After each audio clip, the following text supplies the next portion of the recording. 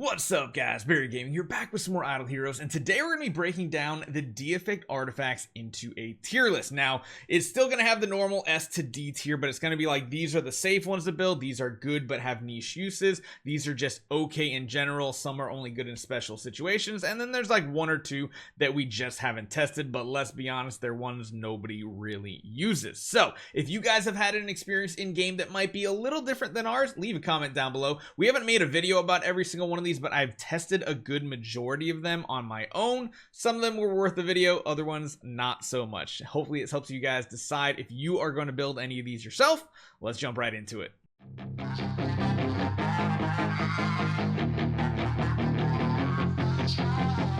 Okay, so here is our breakdown, and we're going to start off with one that I kind of tested out, wasn't too sure about. It is solid-ish, but not amazing. It is the upgraded Augustus Magic Ball called Augustus's Groan. Now, this gives attack, speed, block, and damage reduction. It has the effect just like regular Augustus Magic Ball, where it increases or lowers the damage done based on your effect. And then what this now does, it gives you an additional 50% of the hero's attack reduction for 3 rounds. So it's going from a 250 effect to a 300, which isn't a giant leap.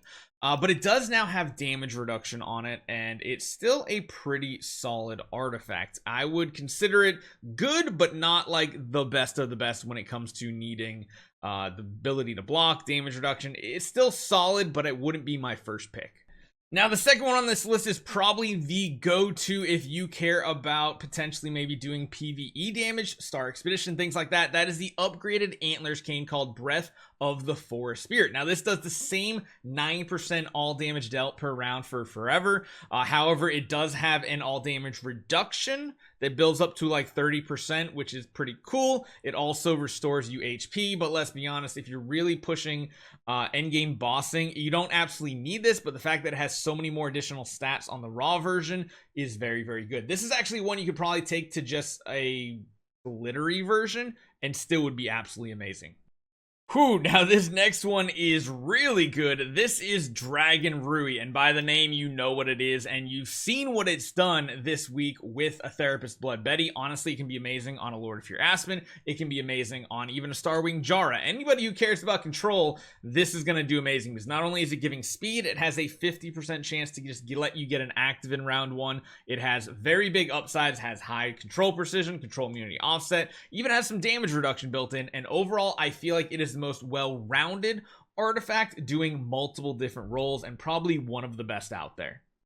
Next up, we have another one that is pretty solid overall, although not quite necessary. So this is the upgraded version of Demon Bell called Evil Sonata. Now, of course, it's giving a ton of energy, speed, attack, HP, really solid. It still has that same effect with a 100% chance to give 20 energy and a 50% chance to give another 10. However, when you get it up to this splendid version, it says, meanwhile, increases speed by 9 for allies with full energy for 4 rounds. For every energy exceeded, restores HP. Typically, when we're using Demon Bell, you don't actually need these extra effects. You don't need the healing. You don't need the extra speed. It might have some kind of key niche uses, though, which is why I still put it in a very good category, because, I mean, it's still a Demon Bell at the end of the day, and a Demon Bell is very, very strong. So is it godly? No. Is it still a good niche type artifact? Absolutely. After that one, we are going for the upgraded fan called Fan of Love and Despair. And once again, I'm actually going to be putting this in the good, but a little more niche, because it's not like perfect on every hero, whereas the safe to build, you can kind of throw on any hero that kind of has that ability to need it, and it'll do very good. I almost don't want to put Ruyi up here just because it doesn't, like, these are they're very unique, as in they're safe to build if this is the game mode you want, whereas this is more or less what the hero can do. So this says as following: Haunting Neon. At the beginning of each battle and the end of each round, if self shield is 0, it gets a 30% max shield 1. That's all the same. If self has a shield, you get 50% all damage reduction. That's normal. Then, if self has a shield when under a basic attack or takes damage from an active skill, additionally increases your energy by 20, and you restore HP by 8% of the HP lost. That adds a lot of survivability to it. Honestly, if you have someone like a Doom Terminator Vulcan, this artifact would probably be amazing. If you have a Doppelganger Natalia, once again, this would be probably amazing. But it's not just like a flat, put it on any hero and it's going to work great. Put it on any hero, it'll do good, but not like be godly. So sadly, the next one I really haven't had a chance to test because I don't think anybody in their right mind is going to. This is the Flickering Torch. This is the upgraded torch. It has an additional effect that reduces crit damage received by 30%, and then you restore HP equal to 33% of the HP lost. It could be really good. It lowers dot damage received by 80%. It gives precision attack and HP. It could be really solid. We just not have anybody actually stupid enough to build it just yet because there's plenty of other artifacts to test first. Next up, we have the Fortune Jade Toad. So this one's okay. This is, of course, the Auspicious Lucky Cat. I almost want to put it down in C tier just because already as it is, Auspicious Lucky Cat really isn't that good after its nerf. This basically gives an extra thing. So instead of just the iron and gold ingots, you're also getting Felicity things that give random allies bonus effects. It can increase their speed by 3, attack by 3%, or restore their HP by 3% of max HP, or increase their energy by 10. Very, very niche. I don't think anybody's going to be building it just yet. I kind of untested, but I kind of get a grasp that it's probably just like okay in like certain situations where you're running like a ton of them. Overall, though, you're probably not going to want to go for this artifact just yet. So sadly, I haven't been able to test this next one, the God Eater, aka the upgraded version of Punisher of Immortal. So yes, this is an offensive artifact. It gives crit damage, attack, HP. It still, of course, does that bonus damage when you get a crit equal to 25% of the target's max HP. And then it now has an additional effect dealing 800% attack as a Divine Retribution. That it also increases their crit chance. It's good, but the fact that if you want to go offensive most of the time, there's better options out there. It's like, it's probably okay, but again, we haven't had anybody build it because it's a very old school artifact. If somebody does build it, let me know. I'd love to test it to see if the damage is actually worthwhile. But between Melodic Strings and Antlers Cane and their upgraded version now at Deific, it's kind of hard to find a spot for an artifact like this.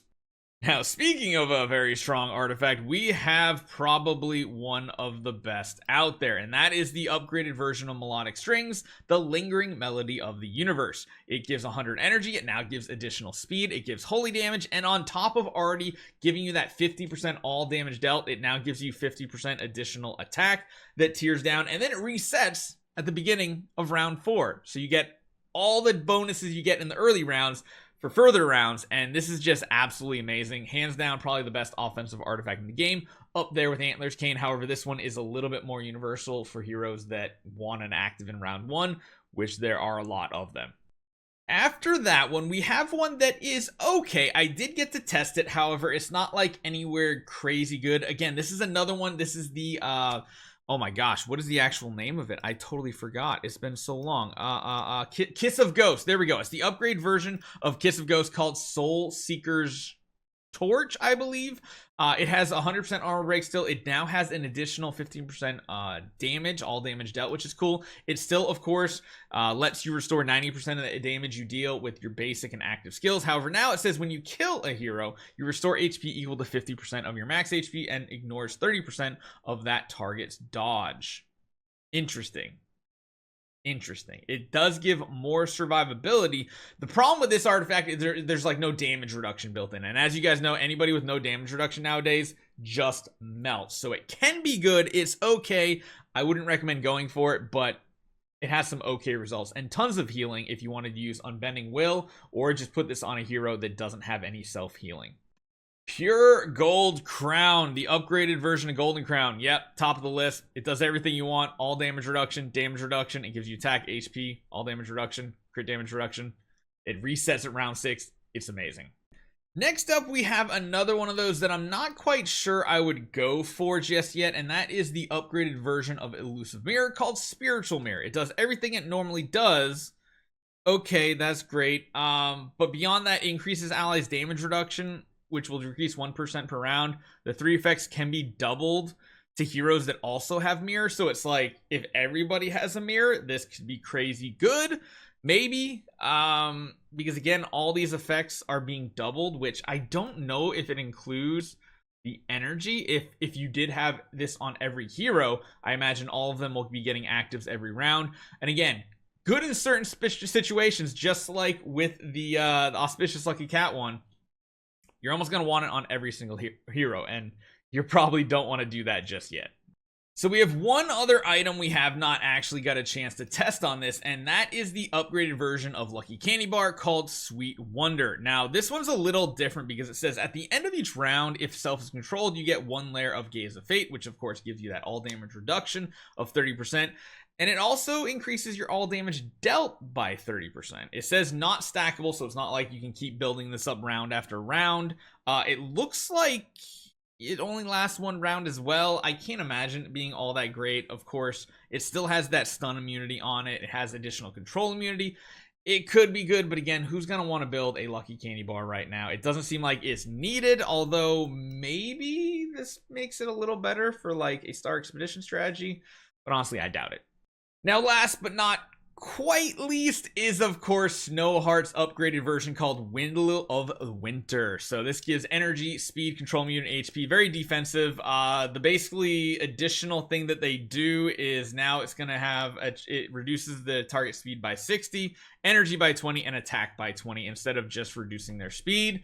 Again, if man, you're gonna have to run a lot of these for the speed part to really matter. Maybe in PvP these could be absolutely amazing, but again, I used it. It didn't really do much because we only had one, so it's like you can't really test it. It could be good in special situations, and all three in this tier are ones that's like you want multiple of this item in order for them to be good, and it's not really safe to build this early on. So that's what it looks like to me. If you guys have any disagreements, leave a comment down below. If you've used any of these, especially the untested ones, let me know what you guys found to be good, bad, or whatever about them, and I'll see you guys next time.